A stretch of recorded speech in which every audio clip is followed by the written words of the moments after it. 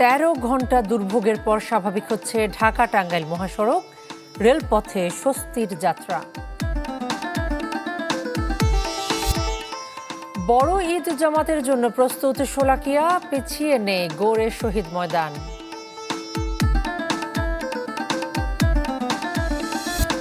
এবং শেষ মুহূর্তে জমজমাট কোরবানির পশুর হাট, কাঙ্ক্ষিত দাম পেতে ক্রেতা বিক্রেতার দর কষাকষি।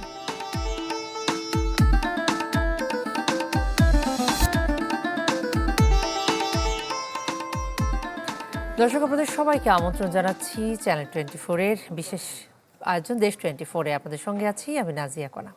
প্রিয়জনের সঙ্গে ঈদ করতে রাজধানী ছাড়ছে নগরবাসী। বাস টার্মিনালগুলোতে যাত্রীদের উপচে পড়া ভিড়। ভোর থেকেই কাউন্টারে এসে অপেক্ষা করছেন যাত্রীরা এবং টিকিটের চাহিদা বাড়ায় কিছু পরিবহন সংস্থা বাড়তি ভাড়া নিচ্ছে এমন অভিযোগ করেছেন যাত্রীরা। এদিকে মুষলধারার বৃষ্টি উপেক্ষা করে রেল স্টেশনে ছিল ঘরমুখো মানুষের উপচে পড়া ভিড়। সকাল থেকেই কমলাপুর রেল স্টেশনে তিল ধারণের জায়গা নেই। বৃষ্টির কারণে চরম ভোগান্তিতে পড়েছেন যাত্রীরা। রয়েছে ট্রেনের শিডিউল বিপর্যয়ের অভিযোগও। ট্রেনের সিট না পেয়ে ছাদে উঠতে দেখা গেছে অনেক যাত্রীকেই। দর্শক, এই যাত্রার খবর জানবো এবং এই মুহূর্তে গাজীপুর থেকে আমাদের সঙ্গে যুক্ত হচ্ছেন রফিকুল ইসলাম খান। রফিক, শেষ মুহূর্তের ঈদ যাত্রা কেমন দেখছেন? ঢাকা ময়মনসিংহ মহাসড়ক স্বাভাবিক হয়ে গেছে, অর্থাৎ স্বাভাবিক গতিতে যানবাহন চলাচল করছে। শুধুমাত্র চন্দ্রামুর কেন্দ্রিক কিছুটা যানবাহনের জটলা রয়েছে। তো এই মুহূর্তে আসলে যারা বাড়ি যাচ্ছেন তাদেরকে কিন্তু আর কোনো বিড়ম্বনা পড়তে হচ্ছে না। বিভিন্ন স্টেশনে কিন্তু আমরা যেটি দেখছি বিভিন্ন যানবাহন যাত্রীর অপেক্ষায় দাঁড়িয়ে রয়েছে এবং গত 2 দিন আমরা যে অভিযোগ শুনেছি অতিরিক্ত ভাড়া আদায়ের কথা, এই মুহূর্তে কিন্তু আর কোনো অতিরিক্ত ভাড়া আদায়ের যে একটি অভিযোগ, সেই অভিযোগ কিন্তু এখন আর শোনা যাচ্ছে না। তো আমরা যেটি দেখছি শেষ মুহূর্তে কিন্তু অনেকেই আসলে বাড়ি যাওয়ার জন্য তারা বিভিন্ন স্টেশনে আসছেন এবং তাদের গন্তব্যস্থলে যাওয়ার জন্য, যেহেতু গত 2 দিন মহাসড়কগুলোতে যানবাহনের ভিড় ছিল এবং যানজট ছিল, মানুষের ভোগান্তি ছিল, সেই ভোগান্তি এড়িয়ে যাওয়ার জন্য মূলত অনেকেই এই মুহূর্তে শেষ মুহূর্তে বাড়ি যাওয়ার জন্য আসে এবং যারা আসছেন তারা কিন্তু যেতে পারতেছেন, যেহেতু প্রতিটি স্টেশনে যানবাহন দাঁড়িয়ে রয়েছে যাত্রীর অপেক্ষায় এবং যাত্রীও কিন্তু দেখা যাচ্ছে শেষ মুহূর্তে অনেক যাত্রী আসেন। তো প্রশাসনের পক্ষ থেকে জানানো হয়েছে যেহেতু সারাদিন গত কয়েকদিন মহাসড়কে যে জ্যাম ছিল সেই জ্যাম ইতিমধ্যেই যে জ্যাম আর নেই, এই কারণে অনেকেই আসেন এবং যতক্ষণ পর্যন্ত যানবাহন আছে এবং যাত্রী আছে ততক্ষণ পর্যন্ত তারা আসলে মহাসড়কে দায়িত্ব পালন করে আছেন যাতে করে আবার কোনো যানজটের সৃষ্টি না হয়। তো স্বস্তির বিষয় হলো এই মুহূর্তে যারা বাড়ি যাবেন তারা কিন্তু একেবারে নির্বিঘ্নে যেতে পারবেন। এই ছিল এখান থেকে সর্বশেষ খবর। কণা। রফিক, আপনাকে ধন্যবাদ। রফিক আমাদের সঙ্গে যুক্ত হয়েছেন গাজীপুর থেকে। আমরা যাব মুন্সিগঞ্জে। আমাদের সঙ্গে যুক্ত আছেন শুভ ঘোষ। শুভ, মাওয়া সেতু হয়ে ওইদিকে যারা যাচ্ছেন তাদের যাত্রা কতটা নির্বিঘ্ন হচ্ছে? এখনকার পরিস্থিতি যদি বলি, এখন কিন্তু একেবারে পদ্মা পারে স্বস্তির একটি সুবাতাস বইছে।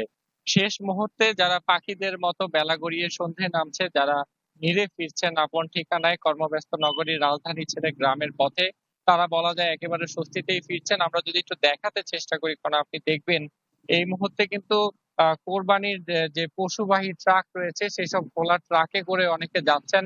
তাদের সাথে আমরা কথা বলেছি, তারা বলছেন যে টিকিট কেটেও কিন্তু তারা অনেকে কাঙ্ক্ষিত পরিবহনে উঠতে না পেরে তারা এখন আসলে খোলা ট্রাকে করে বাড়ি ফিরছেন। তবে দিনভর জ্যৈষ্ঠের বৃষ্টি মানুষের দুর্ভোগ বাড়ালেও সেটি কিন্তু এখন অনেকাংশেই কমে এসেছে। পুরো এলাকাতে এক ধরনের শুনশান নীরবতা বইছে। কোরবানির পশু বিক্রি করে কিন্তু অনেক ফাঁকা ট্রাক যাচ্ছে। একই সাথে যেসব যাত্রীবাহী বাস আমরা এখন দেখতে পাচ্ছি সেগুলোতেও কিন্তু আসলে যাত্রীদের খুব একটা ভিড় নেই। অনেকে সিটে বসে যেতে পারছেন। তবে সকাল দিকে যে চিত্রটি দেখেছি যে যাত্রীবাহী বাসগুলোতে তিল ধারণের কোনো ঠাঁই নেই, সবগুলোতে একেবারে ঠাসাঠাসি করে মানুষ যাচ্ছিল। শেষ মুহূর্তে কিন্তু সেই পরিস্থিতিটি একেবারেই স্বাভাবিক হয়ে এসেছে। কিছুক্ষণ আগে কিন্তু এখানে রেলপথ ও নৌ পরিবহন মন্ত্রণালয়ের প্রতিমন্ত্রী রাজীব আহসান এসেছিলেন। তিনি বলেছেন এইবার ঈদ যাত্রা নির্বিঘ্ন করতে সরকারের পক্ষ থেকে যে ধরনের প্রস্তুতি নেওয়া হয়েছিল ফিরতি পথেও সেটির আসলে বাস্তবায়ন করা হবে। তারা বলছেন এই যে সড়ক পথে যে ব্যবস্থাটি তারা রেখেছিলেন, মোড়ে মোড়ে আইন শৃঙ্খলা বাহিনীর যে তৎপরতা ছিল সেটি তারা তুলে ধরেছিলেন। তারা বলছেন যে ফিরতি পথে যদি এটি অব্যাহত রাখা যায় তাহলে নিরাপদেই হয়তো প্রিয়জনের সাথে ঈদ উদযাপন শেষে সবাই আসলে শহরে বা রাজধানীতে ফিরতে পারবেন।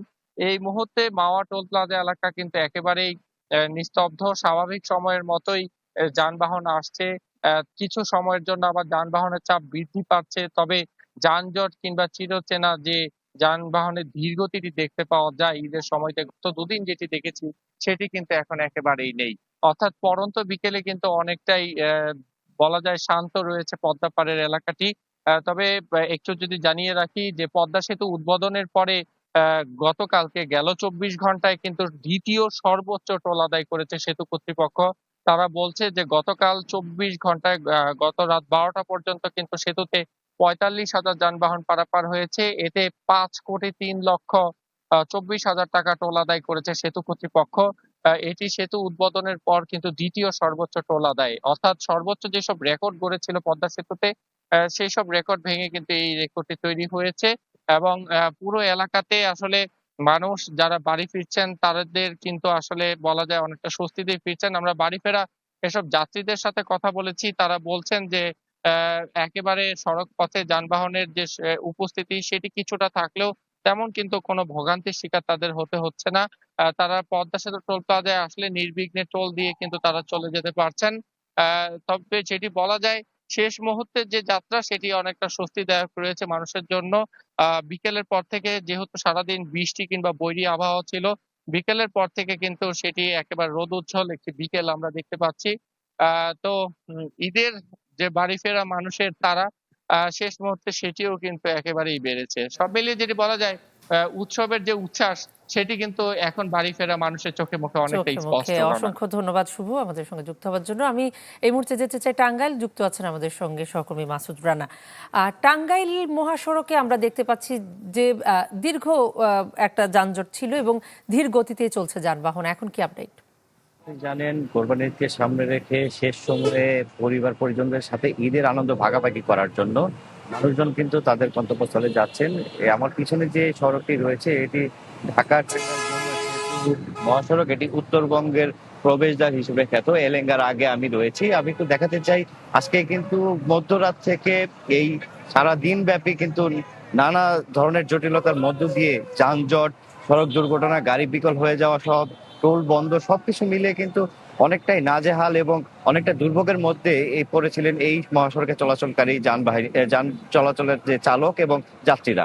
এবং আমি তাদের সাথে কথা বলেছি, তারা জানিয়েছিলেন যে এই চট্টগ্রাম থেকে গতকাল বিকেল ৪টায় তারা বাসে করে লালমনিরহাট যাওয়ার জন্য রওনা হয়েছিলেন, কিন্তু আজকে প্রায় ৩টের পর পর্যন্ত তারা এই এলেঙ্গা মহাসড়ক যে জায়গাটি রয়েছে এলেঙ্গা বাস স্ট্যান্ড সেটা কিন্তু তারা পেরোতে পারেনি। এবং এরপরে কিন্তু যমুনা সেতুর যে উত্তরবঙ্গগামী লেন এবং ঢাকাগামী লেন সেটি কিন্তু এক করে দিয়ে ৪ লেনে কিন্তু গাড়ি ছাড়া হয়েছে, যে কারণে কিন্তু অনেকটাই এই যানজট, প্রায় কয়েক ঘন্টার যানজটের নাকাল অবস্থা কিন্তু অনেকটা এখন একটু স্বাভাবিক গতিতে আসতে শুরু করেছে। আপনি দেখতে পাচ্ছেন যে এই মুহূর্তে কিন্তু গাড়ির একটা ধীর গতি রয়েছে, গাড়ির একটা চাপ রয়েছে। এখানে অনেক মানুষ কিন্তু এই মহাসড়কে এখনো রয়েছেন যারা গন্তব্যে পৌঁছাতে পারেননি। তারা কিন্তু যে যেভাবে পারছেন তারা খোলা ট্রাক, বাস, মোটরসাইকেল, প্রাইভেট কার যে যেভাবে পারছেন সেভাবে কিন্তু তারা যাওয়ার চেষ্টা করছেন এবং শেষ সময়ে একটু স্বস্তির নিঃশ্বাস তারা ফেলতে পারছেন যে দিনভর যানজটের নাকাল হওয়ার পর এখন কিন্তু কিছুটা ধীর গতি থাকলেও কিছু সময়ের মধ্যে এই যানবাহনগুলো তাদের গন্তব্যস্থলে পৌঁছাবে বলে এমনটাই মনে করছেন তারা। এবং প্রশাসন মনে করছেন যত দ্রুত সম্ভব এই সেতু পার করতে পারলেই কিন্তু এই মহাসড়কটা অনেকটাই স্বাভাবিক হয়ে যাবে এবং ঈদে মানুষ তাদের নির্বিঘ্নে বাড়ি ফিরতে পারবেন এবং মানুষ তাদের পরিবার পরিজনদের সাথে নিয়ে ঈদ উপভোগ আনন্দে করতে ঈদ পারবেন। করবেন সেই আশায় আমরা সবাই রাখি। রানা, আপনাকে ধন্যবাদ। আমরা এই মুহূর্তে যাব মানিকগঞ্জে। সেখানে মানিকগঞ্জের পাটুরিয়া ঘাট থেকে আমাদের সঙ্গে যুক্ত হচ্ছেন ইউসুফ আলী। ইউসুফ, ঘাটের পরিস্থিতি জানাবেন। দেশের দক্ষিণ পশ্চিমাঞ্চলে মানুষজন কিন্তু একদম শেষ সময়ে শেষ মুহূর্তে নারীর টানে বাড়ি ফিরছে ঈদ করার জন্য। আমি ভোর থেকেই এই পাটুরিয়া ঘাটে রয়েছি। ভোর থেকে যে বিষয়টি আজকে লক্ষ্য করেছি যে অসংখ্য যাত্রী এবং যানবাহন কিন্তু এই নদী পার হওয়ার জন্য তারা কিন্তু এই পাটুরিয়া ঘাটে আসছে। তবে সকালে ১ ঘন্টার মতো বৃষ্টি ছিল, সেই ১ ঘন্টার সময় ফেরি এবং লঞ্চ চলাচল বন্ধ ছিল। এই বন্ধ থাকার কারণে ঘাট এলাকায় যানবাহনের একটা বাড়তি চাপ আমরা লক্ষ্য করছি এবং যাত্রীরা কিন্তু এখানে অনেক জড়ো হয়েছিল। ১ ঘন্টা নৌযান বন্ধ থাকার কারণে। তারপরে আস্তে আস্তে কিন্তু সেটা স্বাভাবিক হতে থাকে এবং দুপুর 2টা-1টার দিকে কিন্তু সেই সব যাত্রী এবং যানবাহন চলে যায়। এই মুহূর্তে কিন্তু শেষ বিকেলের সময় যানবাহন এবং যাত্রী আসছে। আমি যদি একটু দেখাই যে এই পাটুরিয়া 3 নং ঘাটে রয়েছে, এই 3 নং ঘাটে কিন্তু ফেরিতে একটি রৌরু ফেরি, সেটিতে কিন্তু যানবাহন লোড হচ্ছে এবং যাত্রীরা আসছে। যাত্রীবাহী বাস রয়েছে, যাত্রীবাহী বাসের পাশাপাশি যে পশুবাহী ট্রাক সেগুলো কিন্তু তারা আসছে। তবে ঘাট এলাকায় দুপুরের পর থেকে তেমন একটি সময় লাগেনি এই ফেরিতে ওঠার জন্য। যে একটি রুরু ফেরি এর পাশে কিন্তু আরো একটি ছোট ফেরি করবি, সেটিও কিন্তু অপেক্ষমান রয়েছে। তো বিআরডব্লিউটিসি বলছে তাদের যে 17টি ফেরি এবারে ঈদযাত্রায় রেখেছিল, সেই সবগুলো ফেরি কিন্তু তারা সচল রেখেছে। অপরদিকে লঞ্চ ঘাট, সেখানেও কিন্তু 20টি লঞ্চ রয়েছে, অর্থাৎ ফেরি এবং লঞ্চ উভয় ঘাটে কিন্তু যাত্রীদের বেশ একটা চাপ রয়েছে। তবে তেমন কোনো ভোগান্তির চিত্র নেই। কন্যা। ইউসুফ, আপনাকে ধন্যবাদ। দর্শক, আমাদের সহকর্মীরা আমাদের সঙ্গে যুক্ত হয়ে জানাচ্ছিলেন সড়ক এবং নৌপথে ঢাকা থেকে বাড়িমুখী মানুষের যাত্রার খবর। সৌদি আরবের সঙ্গে মিল রেখে দেশের বিভিন্ন স্থানে উদযাপিত হচ্ছে ঈদ উল আজহা। সকালে চাঁদপুরের হাজীগঞ্জে সাদরা হামিদিয়া ফাজিল মাদ্রাসা মাঠে এই জামাত হয়।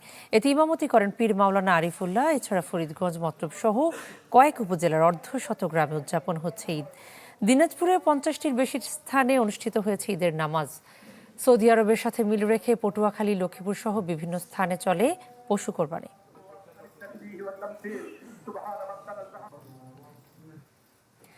ঈদের সকাল মানে লাখো মানুষের একসাথে তাকবীর ধ্বনি।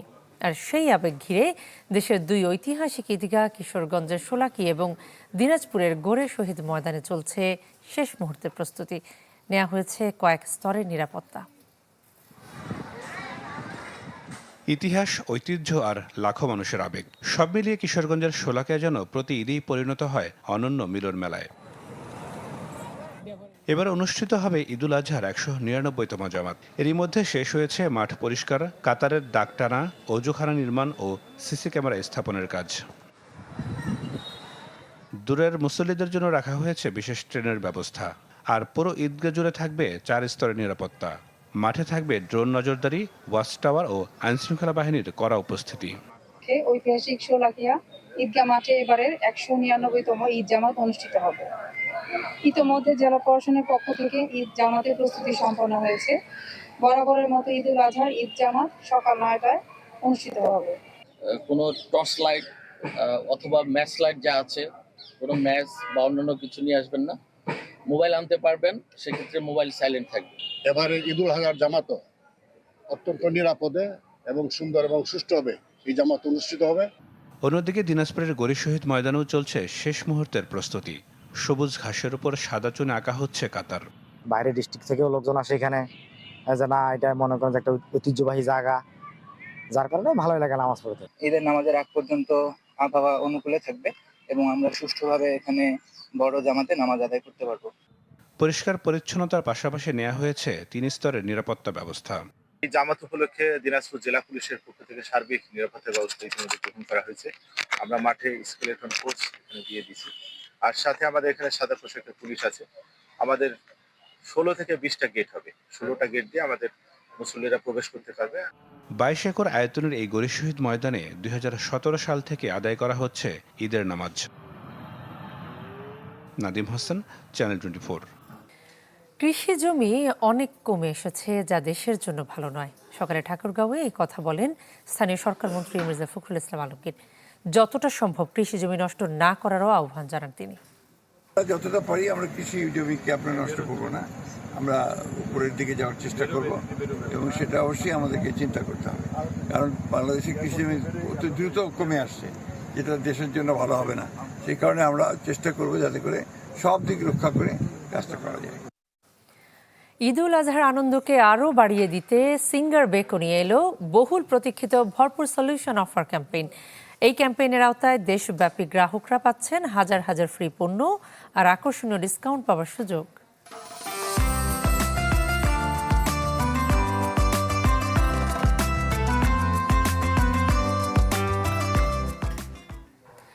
দর্শক, শেষ মুহূর্তে জমে উঠেছে কোরবানির পশুর হাট এবং কাঙ্ক্ষিত দাম পেতে ক্রেতা বিক্রেতার মধ্যে চলছে দর কষাকষি।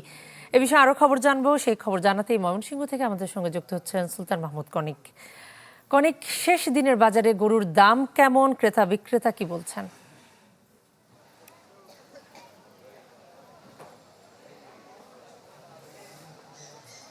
একেবারে যেহেতু শেষ সময়, শেষ সময়ে সর্বোচ্চ চেষ্টা করছেন যারা ক্রেতারা আছেন তারা তাদের পছন্দের পশুটিকে কেনার জন্য। পাশাপাশি যে সমস্ত খামারিরা এই পশুর হাটে গত 2-3 দিন ধরে তারা তাদের পশুটিকে নিয়ে এসেছেন, তারাও চেষ্টা করছেন যে শেষ সময়ে এসে তারা যেন তাদের এই পশুটিকে বিক্রি করতে পারেন কাঙ্ক্ষিত যে দাম।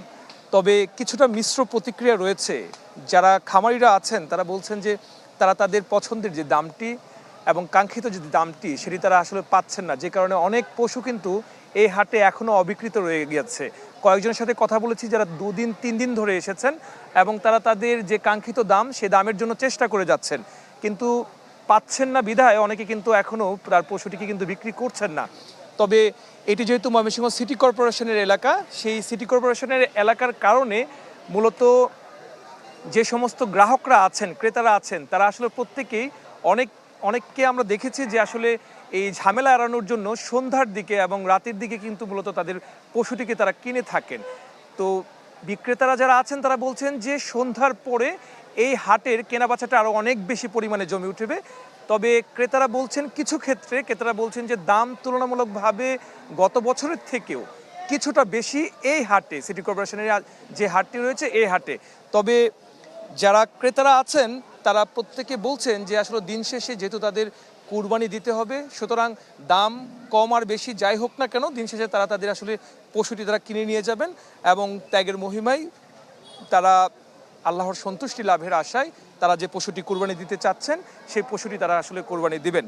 তো এখনো পর্যন্ত বেচাকেনা চলছে, যদিও আজকের আবহাওয়াটা কিন্তু সকালবেলা কিছুটা খারাপ থাকলেও এই মুহূর্তে কিন্তু আবহাওয়া যথেষ্ট পরিমাণে ভালো রয়েছে এবং প্রত্যেকে অপেক্ষায় আছেন আসলে। আর ক্রেতারা তাদের মতো করে তারা দেখছেন এবং পশুটি কিন্তু তারা দেখছেন এবং পছন্দের দাম হলে শুধুমাত্র তারা কিনে নিয়ে যাচ্ছেন।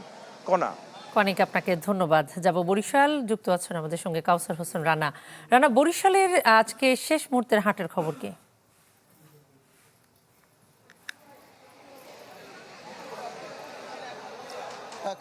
আজকে রাত পোহালেই কাল সকালে ঈদুল আজহা এবং সেই উপলক্ষে বরিশালের হাটগুলোতে শেষ মুহূর্তে ক্রেতা এবং বিক্রেতা উভয় পক্ষেরই ব্যাপক ব্যস্ততা, কারণ আজকে রাতের ভিতরেই যারা ক্রেতা তাদেরকে তার যে কাঙ্ক্ষিত পশু সেটি কিনতে হবে এবং বিক্রেতাও যারা তাদের পশুগুলো নিয়ে এসেছেন হাটে সেই পশুগুলোকে তারা বিক্রি করার সর্বশেষ চেষ্টা চালাবেন। আমি এই মুহূর্তে রয়েছি বরিশালের নগরীর মধ্যে সবচেয়ে বড় একটি পশুর হাট। এটি বরিশালের দপদপিয়া সেতু সংলগ্ন পশুর হাট, এটিকে রূপাতলী পশুর হাট বলা হয় সেখানে। এবং এখানে আসার পর আমি দেখতে পেয়েছি যে বেশ পশু এখন কিন্তু অনেক পশু এখনও এখানে রয়েছে এবং ক্রেতারও কিন্তু বেশ সমাগম রয়েছে।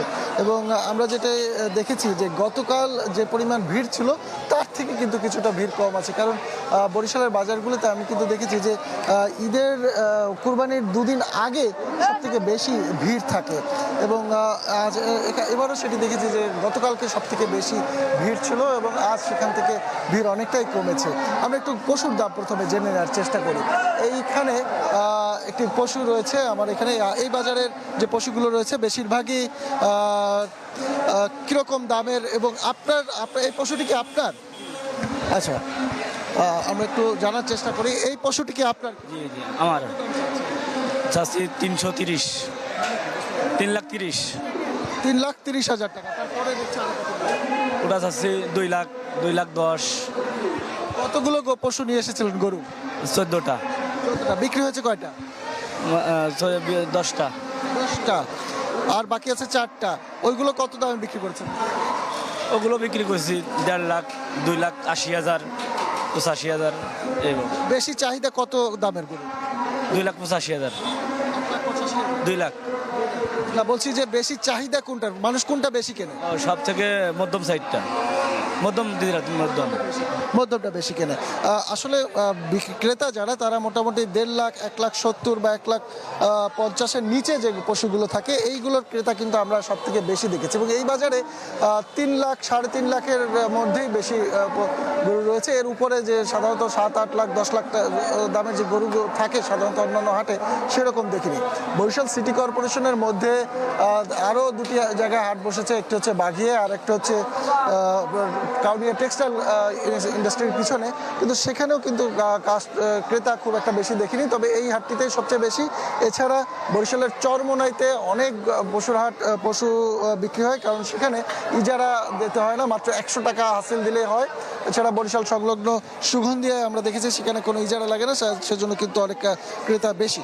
তো এই ছিল বরিশালের হাটের পরিস্থিতি। এখানে আমরা এখন যেটি দেখছি যে আজ যেহেতু শেষ রাত, আজকে রাত 12টা 1টা 2টা পর্যন্ত এখানে মানুষের সরগরম থাকবে এবং মানুষজন কেনার চেষ্টা করবে এবং বিক্রেতা যারা রয়েছেন তারা যেমনটি বলেছেন তারা 14, 15, 16টি গরু এনেছেন, যাদের বিক্রি হয়নি তারা এই পশুগুলো শেষ সময় বিক্রি করার জন্য সর্বোচ্চ চেষ্টা করবেন। তো এই ছিল এখানকার সর্বশেষ পরিস্থিতি। রানা, আপনাকে ধন্যবাদ। আমরা এই মুহূর্তে যাব রংপুর। যুক্ত আছেন আমাদের সঙ্গে ফখরুল শাহিন। শাহিন, শেষ দিনের হাট কেমন দেখছেন এবং পর্যাপ্ত পশু আছে কিনা হাটে এবং ক্রেতারা কি বলছেন?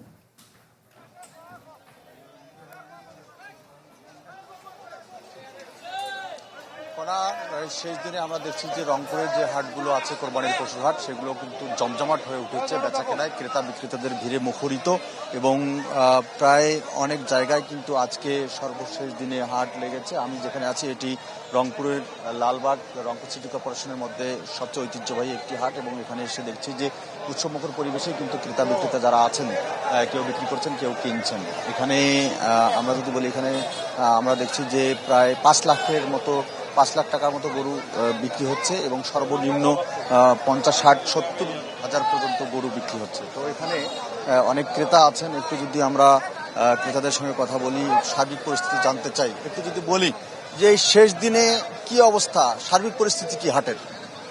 রংপুরের ঐতিহ্যবাহী একটি হাট, এটি হচ্ছে লালবাগ হাট, অত্যন্ত ঐতিহাসিক একটি হাট এবং এই হাটে রংপুর অঞ্চলে যারা তারা কিন্তু প্রায় এখানে কেনাকাটা করেন এবং আজকেও আমি আমার বাচ্চাদেরকে সহ এসেছি ছাগল এবং গরু নেওয়ার জন্য এবং রেটটাও তুলনামূলকভাবে আলহামদুলিল্লাহ আমার কাছে খুবই ভালো লেগেছে এবং যারা খামারি বা একেবারে বাসা বাড়িতে যারা গরু পুষেছেন তারা কিন্তু এখানে নিয়ে এসেছেন, আবার এই শহরুয়া যারা বসবাস করি তারা কিন্তু এখান থেকে গরু কিনছেন। তো সব মিলে খুব সুন্দর একটা পরিবেশ, খুবই ভালো লাগছে। জি ধন্যবাদ। এখানে আসলে বিক্রেতাও আছেন, আপনি নিশ্চয়ই গরু নিয়ে এসেছেন। এই যে একজন আছেন বিক্রেতা, একটু যদি এইদিকে আসেন একটু আপনার থেকে জানবো যে কি অবস্থা, গরু যে নিয়ে এসেছেন বিক্রি হচ্ছে কিনা, কত টাকা চাচ্ছেন? ভাই চাচ্ছি 1,20,000 ভাই, যেরকম চাচ্ছি সেরকম পাওয়া যাচ্ছে না ভাই, 1 লাখ টাকা দাম করতেছে ভাই। জি ধন্যবাদ। আসলে যারা বিক্রেতা আছেন তাদের সঙ্গে কথা বলেছি, আমরা ক্রেতাদের সঙ্গে কথা বলেছি। এখানে যে বিষয়টি দাঁড়িয়েছে যে আমরা দেখেছি যে 2-3 দিন আগেও কিন্তু অনেক হাটগুলোতে কোরবানির পশুর দাম কিছুটা কম ছিল, কিন্তু শেষ দিনে দাম কিছুটা বেড়েছে।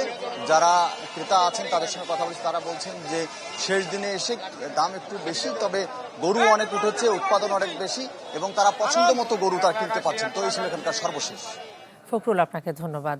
দর্শক, আমাদের সহকর্মীরা সারা দেশ থেকে যুক্ত হয়ে আমাদেরকে জানাচ্ছিলেন শেষ দিনের মতো কোরবানির পশুর হাটের খবর।